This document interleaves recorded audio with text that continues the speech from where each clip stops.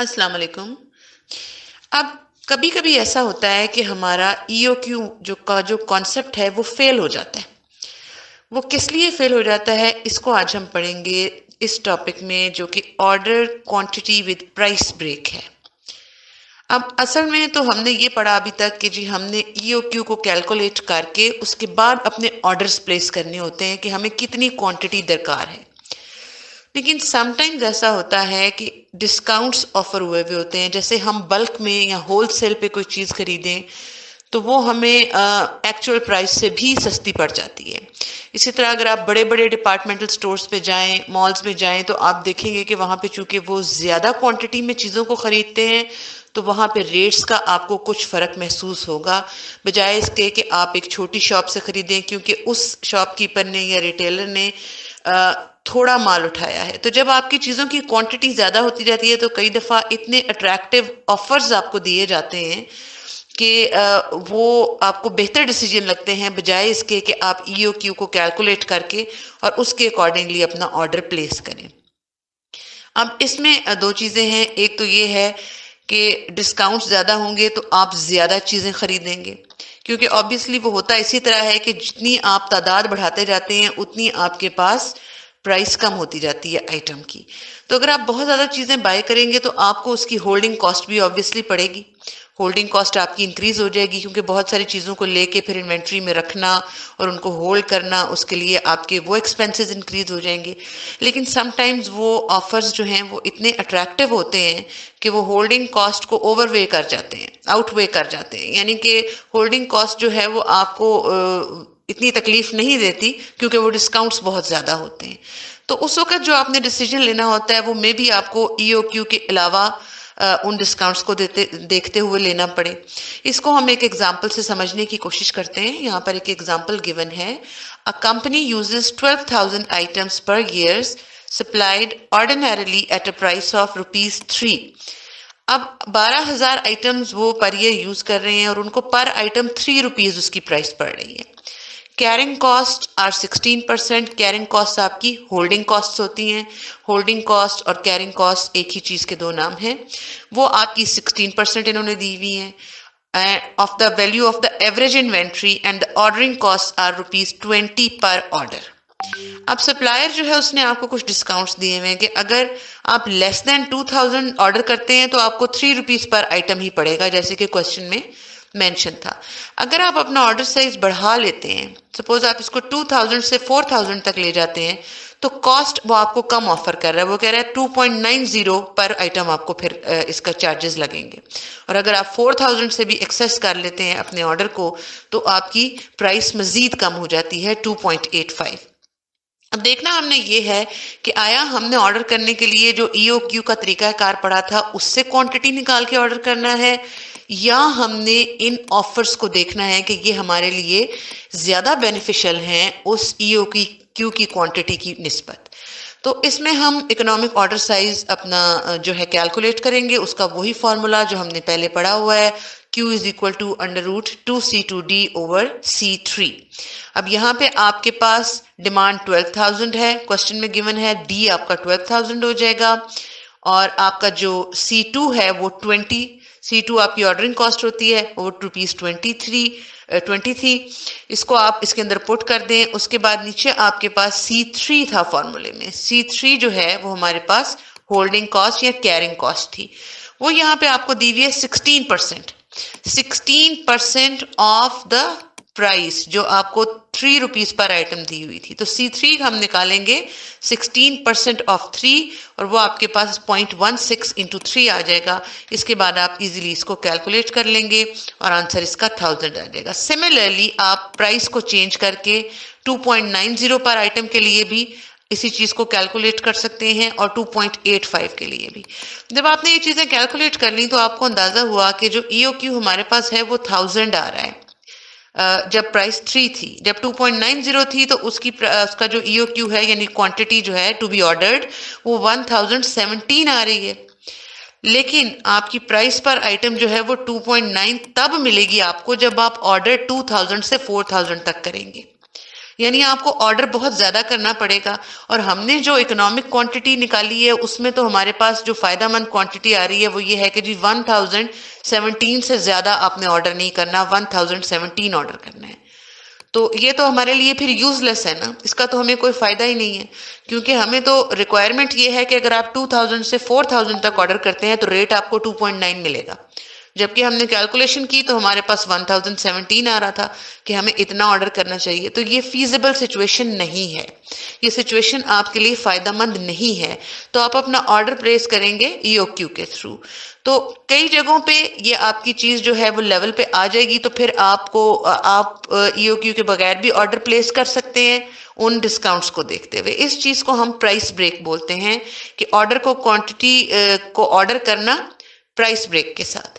अब सिमिलरली आपको नीचे एक टेबल दिया हुआ है, इसमें आप देख सकते हैं कि अगर 1000 हमारे पास क्वांटिटी है तो उसके लिए आइटम कॉस्ट, ऑर्डर कॉस्ट और होल्डिंग कॉस्ट उन्होंने दी हुई है 36,240 एंड 240। ये जब आप टोटल करेंगे तो ये 36,480 बनेगा। सिमिलरली 2000 के लिए आपके पास 35,384 बनेगा और 4000 के लिए 35,172 बनेगा। और इसमें हमने देखा है कि सबसे कम जो है हमारे पास कॉस्ट वो क्या बन रही है 35,172। तो इसके लिए बेहतर यह है कि हम 4000 ऑर्डर पे जाएंगे और 4000 की क्वांटिटी हम जो है वो ऑर्डर करेंगे। इसके बाद जो अगली चीज हमारे पास आ रही है that is dynamic order quantity. अब डायनामिक ऑर्डर क्वांटिटी क्या है? हमने जो ईओक्यू कैलकुलेट किया उसके सारे मॉडल्स में हमने ये कंडीशन पढ़ी कि हमारे पास वहां पे डिमांड कांस्टेंट है, डिमांड यूनिफॉर्म है, एक जैसी है। हमने क्वेश्चंस भी किए उसमें पर ईयर डिमांड दी हुई थी, तो वो पूरे साल एक जैसी डिमांड रहती है। लेकिन कुछ सिचुएशंस ऐसी हो जाती हैं जहां पे आपकी डिमांड यूनिफॉर्म नहीं रहती, इट में राइज एंड फॉल। वो डिपेंड करता है डिफरेंट चीज़ों के ऊपर, उसमें सीजनल इन्फ्लुएंस हो सकते हैं, जैसे आपकी चाय की या कॉफ़ी की या ड्राई फ्रूट्स की सेल जो है वो विंटर्स में ज़्यादा है, समर्स में बहुत रेयर हो जाती है। इसी तरह समर्स के जो कोल्ड आइटम्स हैं उनकी जो सेल है वो विंटर में कम हो जाती है। तो सीजनल इन्फ्लुएंस के साथ आपकी डिमांड जो है वो वेरी करती है, कभी राइज करती है कभी फॉल करती है, एक जैसी नहीं रहती। तो इस सूरत में जब हमने क्वांटिटी ऑर्डर करनी है तो उसके लिए डायनामिक ऑर्डर क्वांटिटी का पैटर्न हम यूज करते हैं, जो वेरी करने, जब डिमांड वेरी करती है तो वेरिंग डिमांड्स के लिए ये यूज होता है। इसके लिए हमने कैसे करना है ये अब हम देख लेते हैं। अभी हमें डायनामिक के नाम से जाहिर हो गया कि इसमें डिमांड सेम नहीं रहेगी। नीचे एक एग्जांपल दी हुई है, उसको हम देखते हैं तो आपको आइडिया हो जाएगा। इसमें आपको मंथली रिक्वायरमेंट्स दी हुई है, यानी हर मंथ की अपनी डिमांड है। फर्स्ट मंथ की 20 है, सेकेंड मंथ की 40 है, इसी तरह की आपकी डिफरेंट डिमांड्स हैं डिफरेंट मंथ्स के लिए।